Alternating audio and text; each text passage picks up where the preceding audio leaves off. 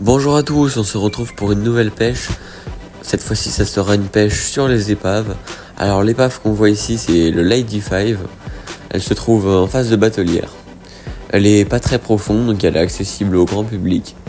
C'est assez chouette et c'est une belle épave. Même si tout le monde ne pourra pas forcément se poser au fond, on pourra largement la voir de la surface si l'eau est assez claire. Regardez la quantité de poissons qu'il y a beaucoup de vie, c'est chouette. Mais malgré toute cette vie, il n'y aura pas un seul prédateur qui va pointer le bout de son nez. En même temps, c'est assez pêché quand même comme épave, donc c'est pas étonnant. Regardez quand même le magnifique banc de sardines, il y avait facilement 2000 pièces. C'est assez impressionnant. Il tournait autour de moi. Et en face, il y a des espèces de poissons qui ressemblent à des maquereaux. Je sais pas vraiment qu'est-ce que c'est comme poisson. Si quelqu'un le sait, n'hésitez pas à le dire en commentaire.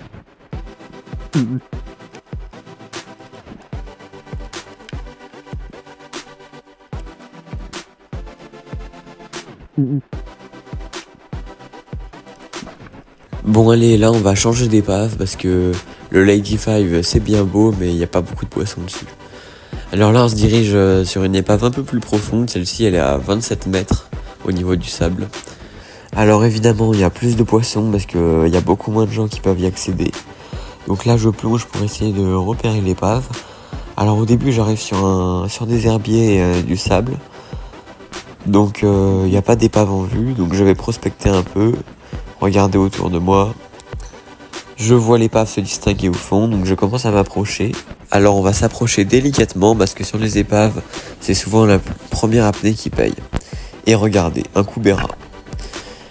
Là vous pouvez vraiment rigoler, j'ai loupé lamentablement en tirant complètement à côté. Bon, on peut dire que c'est la faute de mon nouveau fusil parce que je n'étais pas encore adapté. On va trouver ça comme excuse. Allez, on est reparti sur une nouvelle apnée. Cette fois-ci, toujours sur la même épave. Je vais essayer de entrevoir mon Koubera ou un autre poisson s'il y a un autre poisson. J'ai cru le voir rentrer sous l'épave, donc je vais regarder si je le vois pas. Je m'approche de l'épave. Vous voyez, l'eau elle est pas très belle au genre en ce moment, c'est à cause des tempêtes en répétition qu'il y a, même si c'est des petites tempêtes. Ça impacte fortement la qualité de l'eau. Donc pour limiter les risques, on fait attention à ne pas trop prolonger les apnées. Mais bon, on peut tout de même faire du beau poisson, même en ne faisant pas des très grandes apnées. Regardez là, je vais regarder sous l'épave directement si je vois pas le Koubera que j'ai loupé tout à l'heure. Bon, évidemment, il s'est barré de l'épave, c'est un peu d'emballe. Mais ne vous inquiétez pas, l'épave nous réserve encore de belles surprises. Bon, après avoir regardé sous l'épave sans ne rien voir, je vais essayer de prospecter un peu du regard autour. Je vois rien arriver, même pas de petits poissons. J'essaie de me diriger au-dessus de l'épave pour avoir une vision plus périphérique. Mais je vais pas avoir grand chose sur cette apnée, alors je vais remonter.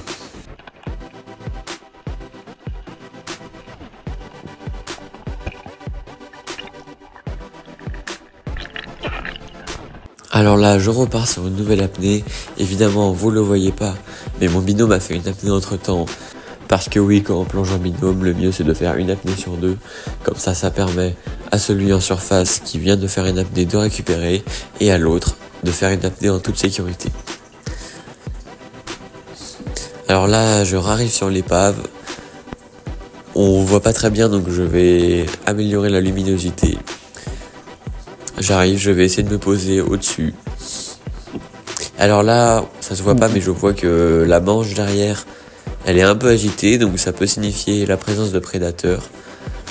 Donc je vais bien faire attention à regarder s'il n'y a pas un beau poisson qui arrive. Là, je me pose sur l'espèce de toit et là, regardez, je vois un capitaine. Il est pas énorme celui-ci, mais largement maillé. Donc je fais un beau tir dessus et je commence à remonter. Pour ceux qui se demandent qu'est-ce que la mange c'est l'ensemble des petits poissons qui sont prédatés. Là j'avais pas envie que le capitaine aille s'enraguer dans l'épave, donc je le bride directement et je remonte sans redéployer mon boulinet.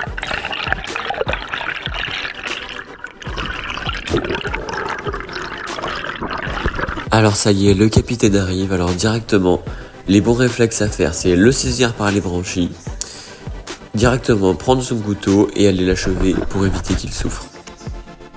Entre temps, mon binôme Tristan va tirer une belle céréale d'à peu près 2,5 kg, donc ça fait plaisir.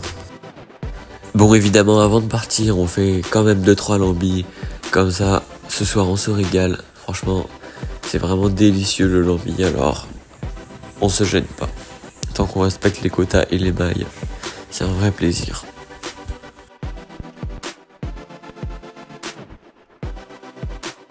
Bon, alors j'arrive sur le fond, je vois pas le lambi directement, donc je décide d'avancer dans une direction choisie au hasard. Là, je vais apercevoir un lambi au fond, donc je me dirige vers lui. Je vois qu'il est assez gros, donc je vais décider de le ramasser. Vous allez voir par la suite, je vais en voir un deuxième, que lui, je ne ramasserai pas pour le coup, car je l'ai trouvé un petit peu limite. Donc là, je me dirige vers le deuxième que j'ai aperçu.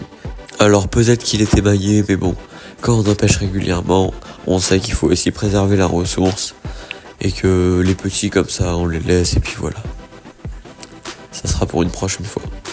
Et j'espère qu'il aura fait des petits en attendant. Alors je vais essayer de garder la conque pour faire un objet de décoration. Parce que la conque, une fois qu'on a enlevé les algues, elle est assez belle et ça vaut vraiment le coup. D'autant plus que c'est gratuit. Donc vous voyez, une fois qu'on a enlevé les algues, la conque elle est vraiment magnifique. Donc ça fera un super objet de déco. Si t'as aimé la vidéo, n'hésite pas à t'abonner et à laisser un petit like. Allez, bye bye.